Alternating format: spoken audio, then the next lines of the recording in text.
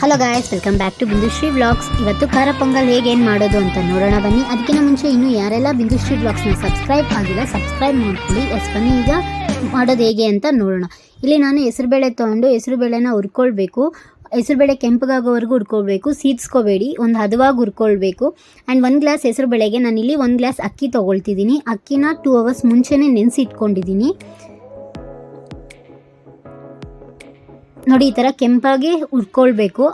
ಹೆಸರುಬೇಳೆ ಹುರ್ಕೊಂಡಿದ ನಂತರ ಒಂದು ಪಾತ್ರೆಯಲ್ಲಿ ಹೆಸರುಬೇಳೆ ಹಾಕ್ಬಿಟ್ಟು ಈ ಹುರ್ಕೊಂಡಿರೋ ಹೆಸರುಬೇಳೆ ಹಾಕಿ ನೀರು ಹಾಕಿ ಕುದಿಯಕ್ಕೆ ಬಿಡಬೇಕು.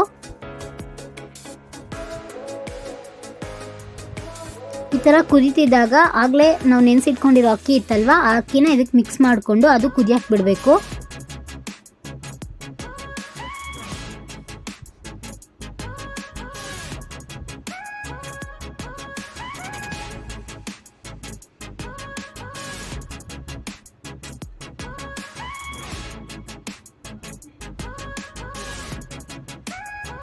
ಇಲ್ಲಿ ನಾನು ಮಿಕ್ಸ್ ಮಾಡಿಕೊಂಡು ಕುದಿಯಕ್ಕೆ ಬಿಡ್ತಿದ್ದೀನಿ. ಇಲ್ಲೇನೋ ನಾನು ಇನ್ನೂ ಆ್ಯಡ್ ಮಾಡಿಲ್ಲ, ಜಸ್ಟ್ ಹೆಸರುಬೇಳೆ ಅಕ್ಕಿ ಮಾತ್ರ ಕುದಿಸ್ಕೊಳ್ತಿದ್ದೀನಿ. ಫಸ್ಟು ಇದು ಕುದೀತಿರುತ್ತೆ. ಇನ್ನೊಂದು ಇದಕ್ಕೆ ಒಗ್ಗರಣೆ ಮಾಡ್ಕೊಳ್ಳೋಣ ಬನ್ನಿ. ಇಲ್ಲಿ ಫಸ್ಟ್ ಆಯಿಲ್ ಹಾಕ್ಕೊಂಡಿದ್ದೀನಿ. ಬೇಕಿದ್ರೆ ನೀವು ಆಯಿಲ್ ಸ್ವಲ್ಪ ತುಪ್ಪ ಸ್ವಲ್ಪ ಹಾಕ್ಕೋಬೋದು, ಇಲ್ಲಾಂದರೆ ಬರೀ ತುಪ್ಪದಲ್ಲಾದರೂ ಒಗ್ಗರಣೆ ಹಾಕ್ಕೊಳ್ಬೋದು. ನಾನಿಲ್ಲಿ ಬರೀ ಆಯಿಲ್ ಹಾಕ್ತಿದ್ದೀನಿ. ಸ್ವಲ್ಪ ಆಯಿಲ್ ಹಾಕಿ ಸ್ವಲ್ಪ ಸಾಸಿವೆ, ಸ್ವಲ್ಪ ಜೀರಿಗೆ, ಕಾಳು ಮೆಣಸು ಹಾಕಿದ್ದೀನಿ. ಸ್ವಲ್ಪ ಚಿಟಪಟ ಅಂತಂದಮೇಲೆ ಬೆಳ್ಳುಳ್ಳಿನ ಸ್ವಲ್ಪ ಕಚ್ಚಬಚ್ಚಾಗಿ ಜಜ್ಕೊಂಡು ಹಾಕ್ಕೊಳ್ಬೇಕು. ಮತ್ತು ಇಲ್ಲಿ ಹಸಿಮೆಣ್ಸಿನ್ಕಾಯಿ ತೊಗೊಂಡಿದ್ದೀನಿ.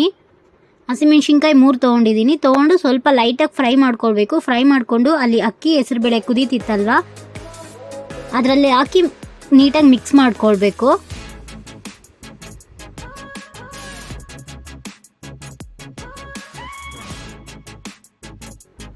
ನೋಡಿ, ಇದೀಗ ಹಾಕಿದ್ದೀನಿ. ಹಾಕಿ ಚೆನ್ನಾಗಿ ಮಿಕ್ಸ್ ಮಾಡಿಕೊಂಡು ಅದನ್ನು ಕುದಿಯಕ್ಕೆ ಬಿಡಬೇಕು. ಈ ಥರ ಹಾಕೋದ್ರಿಂದ ಅದು ಫ್ಲೇವರ್ ಬಿಟ್ಕೊಂಡು ಟೇಸ್ಟ್ ತುಂಬ ಚೆನ್ನಾಗಿ ಬರುತ್ತೆ.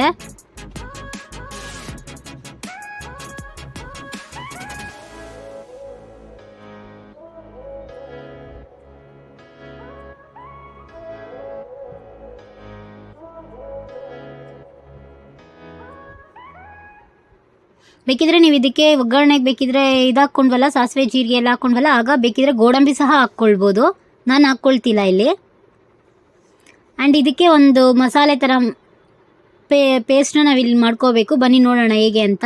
ಇಲ್ಲಿ ನಾನು ಕಾಯಿ ತೊಗೊಂಡಿದ್ದೀನಿ. ಕಾಯಿ ಪೀಸಸ್ ತೊಗೊಂಡು ಹಸಿ ಕಾಯ್ದು ಜೀರಿಗೆ ಮತ್ತು ಕಾಳು ಮೆಣಸು ಬೆಳ್ಳುಳ್ಳಿ ಹಾಕ್ಕೊಂಡು ಸ್ವಲ್ಪ ನೀರು ಹಾಕಿ ಮಿಕ್ಸಿ ಮಾಡ್ಕೊಂಡಿದ್ದೀನಿ. ನೋಡಿ, ಪೇಸ್ಟ್ ಈ ಥರ ಆಗುತ್ತೆ.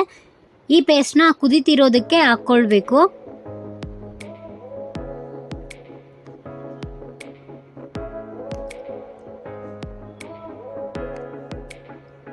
ಇದಕ್ಕೆ ಹಾಕ್ಕೊಂಡು ಚೆನ್ನಾಗಿ ಮಿಕ್ಸ್ ಮಾಡಿ ಸ್ವಲ್ಪ ನಿಮ್ಗೆ ಇವಾಗ ನೀರು ಎಷ್ಟು ಬೇಕೋ ಅಷ್ಟು ಗೊತ್ತಾಗುತ್ತಲ್ವ, ಅಷ್ಟು ನೀರು ನೋಡಿಕೊಂಡು ಹಾಕ್ಕೊಳ್ಳಿ.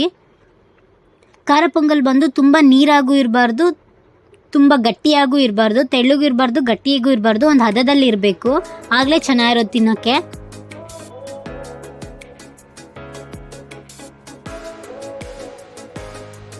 ಅದಕ್ಕೆ ಇವಾಗಲೇ ನೀರು ಮಿಕ್ಸ್ ಮಾಡ್ಕೊಬೇಡಿ. ಮಿಕ್ಸಿ ಜಾರಿಗೆ ಹಾಕ್ಬಿಟ್ಟು ಮಿಗ್ಲಿರೋದು ಸ್ವಲ್ಪ ಹಾಕ್ಬಿಟ್ಟು ಅದಕ್ಕೆ ನೀಟಾಗಿ ಮಿಕ್ಸ್ ಮಾಡ್ಕೊಳ್ಳಿ.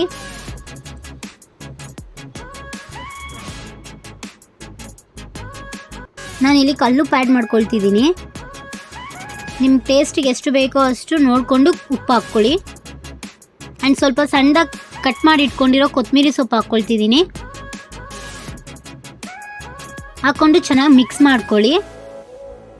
ಮಿಕ್ಸ್ ಮಾಡಿಕೊಂಡು ಒಂದು 5 ಮಿನಿಟ್ಸ್ ಪ್ಲೇಟ್ ಮುಚ್ಚಿ ಕುದಿಯಕ್ಕೆ ಬಿಡಿ. ಸಿಮ್ಮಲ್ಲಿ ಇಡಿ, ಸೀದೋಗ್ಬಿಡುತ್ತಿಲ್ಲ ಅಂದರೆ.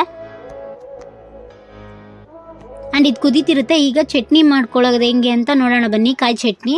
ಇಲ್ಲಿ ನಾನು ಕಾಯಿನ ತೊಗೊಂಡಿದ್ದೀನಿ ಪೀಸಸ್ ಮಾಡಿಕೊಂಡು. ಇದಕ್ಕೆ ಹಸಿಮೆಣ್ಸಿನ್ಕಾಯಿ, ಕೊತ್ತಂಬರಿ ಮತ್ತು ಇಲ್ಲಿ ಕಡಲೆಪಪ್ಪು ತೊಗೊಳ್ತಿದ್ದೀನಿ. ಸ್ವಲ್ಪ ಉಪ್ಪು ಹಾಕಿ ಗ್ರೈಂಡ್ ಮಾಡ್ಕೊಳ್ಳೋದಷ್ಟೇ. ಈ ಚಟ್ನಿ ಮಾಡ್ಕೊಂಡ್ರೆ ಖಾರ ಪೊಂಗಲ್ಗೆ ತುಂಬ ಚೆನ್ನಾಗಿರೋದು. ಬೇರೆ ಚಟ್ನಿ ಇದ್ದರೆ ಚೆನ್ನಾಗಿರಲ್ಲ. ನೋಡಿ, ಇದು ಈ ಥರ ಇದೆ. ಈ ಚಟ್ನಿ ರೆಡಿ ಆಗಿದೆ. ತುಂಬ ಚೆನ್ನಾಗಿರುತ್ತೆ ಖಾರ ಪೊಂಗಲ್ ಜೊತೆ.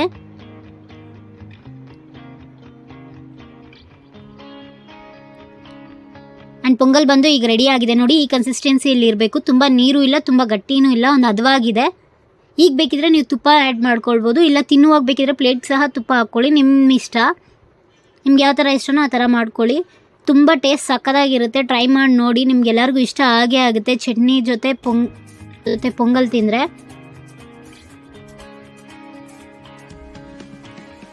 ಯಾರೆಲ್ಲ ಟ್ರೈ ಮಾಡಿದ್ದೀರೋ ಕಮೆಂಟ್ ಮೂಲಕ ತಿಳಿಸಿ. Thank you for watching. Have a good day. Bye. And Bindushree ವ್ಲಾಗ್ಸ್ನ ಸಬ್ಸ್ಕ್ರೈಬ್ ಆಗೋದು ಮರಿಬೇಡಿ. ಬಾಯ್.